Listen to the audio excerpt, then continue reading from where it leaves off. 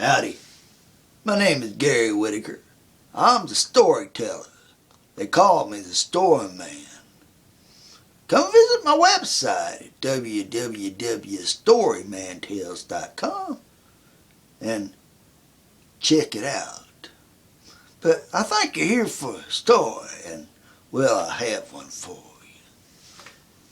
A long time ago, there lived an old man and an old woman. They lived in a cabin far out in the woods by themselves. Every evening, as the sun began to set, they would come out into the front porch and sit a spell in the rocking chairs. They would take the lantern and hang it in the eaves. As they sat there watching the sun set, the old man would be whittling on a piece of wood. And the old woman, well, she'd be caressing her arm like it was something special. Because it was, you see, it was made of solid gold. She lost her arm in a farming accident. And they had replaced it with a solid gold arm. And she loved it so. Every night she asked her husband the same old question. Marvin, promise me when I die, you're going to bury me with my golden arm. He would just laugh at her and say, darling, what do I want with that old golden arm? I don't need it. Of course, I'll bury you with your golden arm. But a few months later, she died. And he didn't keep his promise. He didn't bury her with her golden arm. He lied. He kept it. Well, at first, nothing come of that. But then, one late afternoon, as he's walking home, a storm is brewing. And just as he's passing the grave, the rain starts coming down. The wind is blowing hard, and the dark clouds are hanging low with lightning scattered across the sky with a million fingers. The wind is stirring the leaves and blowing them this way and that, and the trees are dancing in the wind.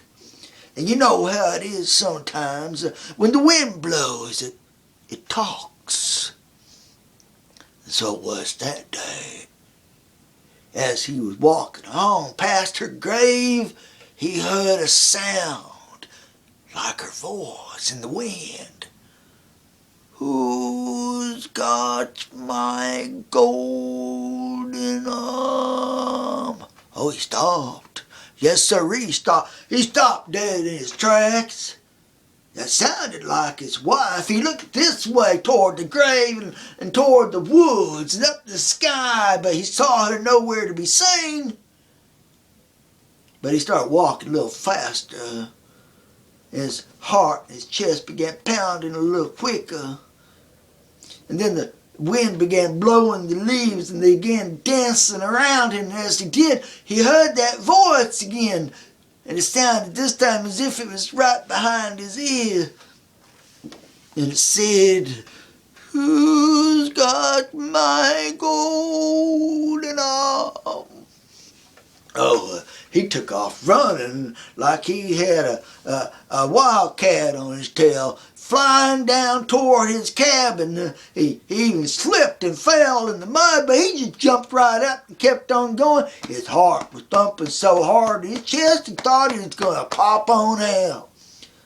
Well, he finally reached the front porch, and he's standing there hanging on to the post, listening to the rain and the wind, but he didn't hear her voice. He thought to himself, just a silly old man scaring himself to death, that's all that is. He turns around and starts to open the door, takes the doorknob in his hand and begins to twist it, but as he did, he heard her again. But this time it sounded like she was standing right behind him, talking into his ear. Who's got my golden arm?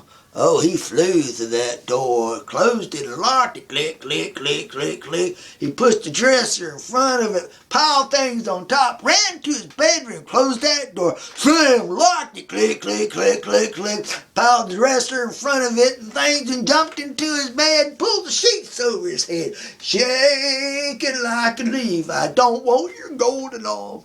I don't want your golden arm. He kept on crying. At first, he only heard the sound of the wind and the rain, but then on the front porch he heard a sound like small feet wet with mud squishing and squishing, walking across the porch. No, that sticky sound as she moved along, and then heard the front doorknob turning like someone was trying to open it, and then suddenly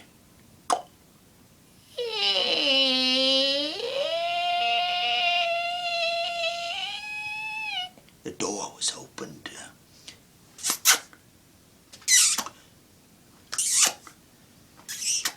He heard feet print moving toward his bedroom door, and then the doorknob began turning, click, click, click, and he shaking in his bed and saying low in a voice, I don't want your golden arm, just go away, I don't want your golden arm, just take it.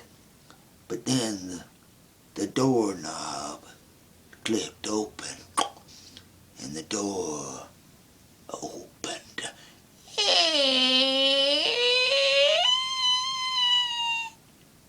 Someone walked into his bedroom.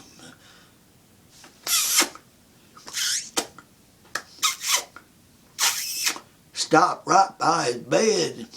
Lightning flashed, and when it did, through the sheets he could see a form standing over him like that of a woman.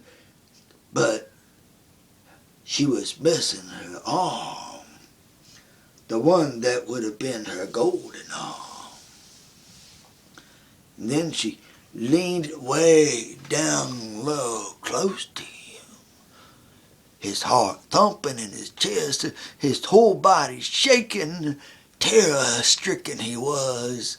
He could feel the water dripping off her long hair into the sheets. He could hear her breathing in his ear, but she didn't say a thing. No, she just stood there. He thought to himself, I don't want your golden arm. I don't want your golden arm. But she didn't say a word. No, she didn't say anything at all. You got my golden arm! Oh. The next morning, the sheriff comes riding by, sees the door to the cabin open, sees small muddy footprints leading into the house. He goes inside to investigate, sees everything disheveled and pushed aside.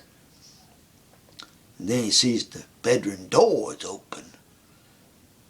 He walks in there and finds that someone's in the bed, sheet pulled over their body and face.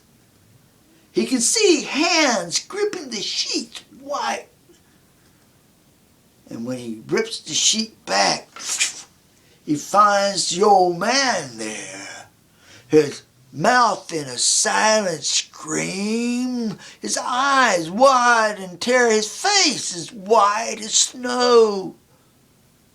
And he's dead, died of fright, they say. They never found the golden arm. And the old woman's grave, it was empty. They say on stormy nights, sometimes you can hear her crying for her golden arm. 'cause she's out there still looking for it. The golden arm. My name is Gary Whitaker. I'm a professional storyteller. Go look at my website at www.storymantales.com. Come and give a look and listen. And have a good night's sleep. Night all.